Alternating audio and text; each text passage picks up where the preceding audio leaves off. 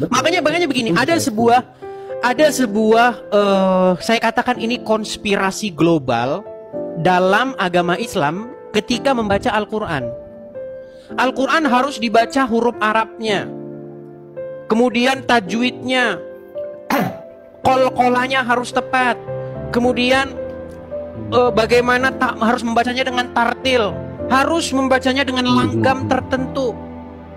Sehingga 40 tahun waktu seperti yang Anda katakan, belasan tahun bahkan puluhan tahun, habis waktu untuk mempelajari huruf-huruf Arab itu. Belum sempat mereka membaca artinya sudah meninggal. Iya, kapan mau membangun negara ya? Iya, mereka belum sempat membaca artinya sudah meninggal duluan. Seandainya mereka sempat membaca artinya, pasti mereka tidak akan percaya dengan isi Al-Quran itu. Begitu. Bang Edi, bahkan saya itu gini, Bang Edi sekarang gini, saya mau nanya, mungkin ini Bang Edi belum terpikirkan ya. Kalau Bang Edi punya teman, sahabat 4 orang, 5 orang, ya, kira-kira gampang nggak kalau mengasih pelajaran sama 4 orang itu? Ya tergantung orangnya. Kalau orangnya cerdas, nyambung ya gampang-gampang saja. Tapi kalau orangnya bengak ya susah. Gini maksudnya Bang Edi, di Islam itu masalah sholat aja itu masih perdebatan. Itu padahal yang pokok ya. Karena tidak ada contoh dari Rasul. Saya bilang gini, itu kan Rasul sahabatnya nggak banyak, kenapa nggak ngasih contoh gerakannya gitu? Itu tidak ada Pak. Sampai dicari itu sholat seperti apa gerakan itu dalam Quran tuh nggak ada. Gerakan itu kan dibikin dari fikih. Fikih itu kan baru-baru berapa tahun ini, istilahnya belum ribuan tahun. Terus gini, Quran itu zaman dulu nggak ada tajwid. Tajwid itu kesini setelah fikih, ya. Dan dari kalau ada orang Islam ngomong bahwa Nabi Muhammad pinter ngaji, bahkan ada yang ngomong sholatnya Nabi aja sampai katanya bengkak kakinya, itu saya tanda tanya. Sholat tahajud misalnya jam 3 sampai jam 4, masa Nabi sampai bengkak berapa jam gitu? Itu buat saya tanda tanya, walaupun saya orang muslim loh. Bang, jadi saya sampai ke situ, saya bilang jangan-jangan Nabi Muhammad tuh nggak ada. Kenapa? Kok nggak diajarin sobatnya untuk sholat supaya turun-temurun sama gitu loh? Nggak ada. Nggak ada suatu hadis yang menyatakan ruku ini bacaannya ini, nggak ada gitu loh.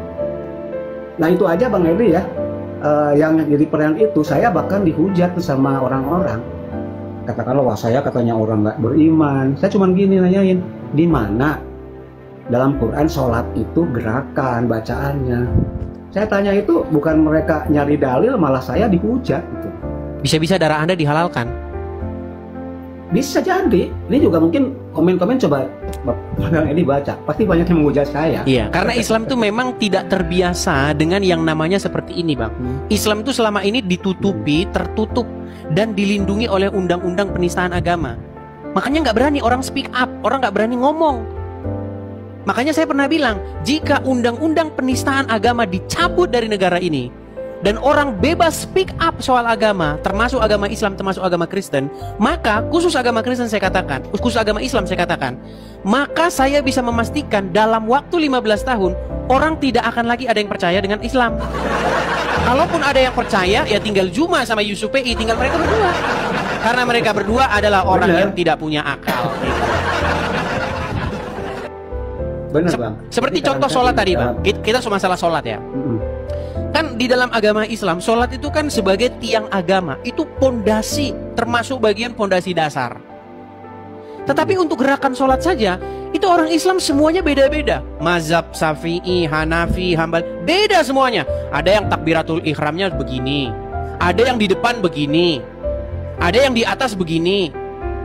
Tapi kalau ditanya maknanya, mereka nggak ada yang tahu. Ini kenapa begini? Kenapa begini? Kenapa begini? Mereka nggak ngerti itu gunanya apa. Emang kalau begini terus Allahnya nggak senang? Oh, saya tidak senang kalau tanganmu begini. Tanganmu harus begini, begini, begini. Ah ini begini. Gimana kayak begitu? Gerakan-gerakan sholat ya, itu, bayangkan gerakan sholat itu tidak diketahui artinya oleh orang Islam. Tidak diketahui. Kenapa kok bisa begitu?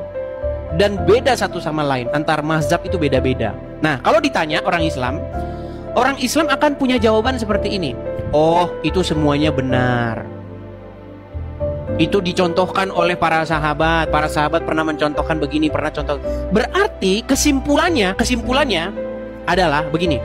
Kalau begitu, Anda boleh sholat begini, Anda boleh sholat begini, Anda boleh sholat begini. Lalu kenapa Anda menyimpulkan satu gerakan saja? Itu pertama. Kemudian kesimpulan yang kedua, berarti Muhammad sendiri sholat dalam posisi ngasal. Yang ngasal, kadang-kadang dia suka-suka dia begini. Berarti kan Muhammad dalam posisi ngasal kesimpulannya. Kemudian yang ketiga, ada sebuah hadis.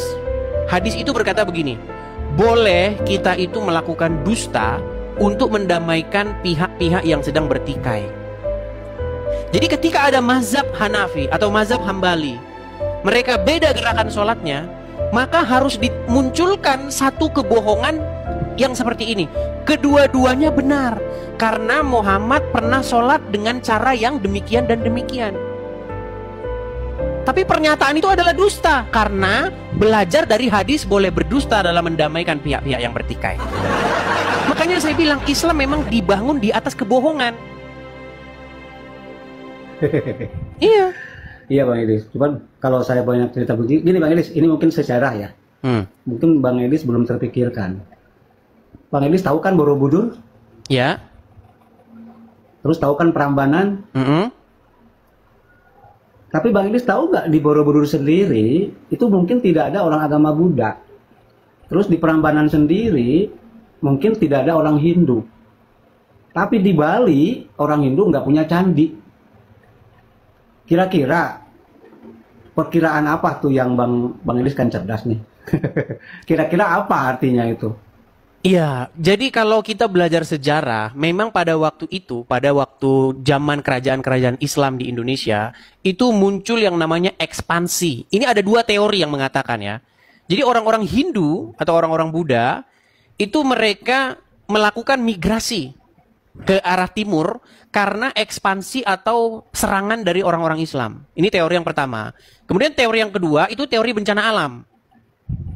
Bagaimana ketika Gunung Merapi meletus, itu menutup semua candi-candi itu sehingga tertutup, kemudian mereka migrasi. Tapi saya lebih percaya kepada teori yang pertama, bahwa ketika raja-raja Islam seperti kerajaan Demak, kerajaan ini berkuasa, mereka mengikuti ajaran Muhammad itu.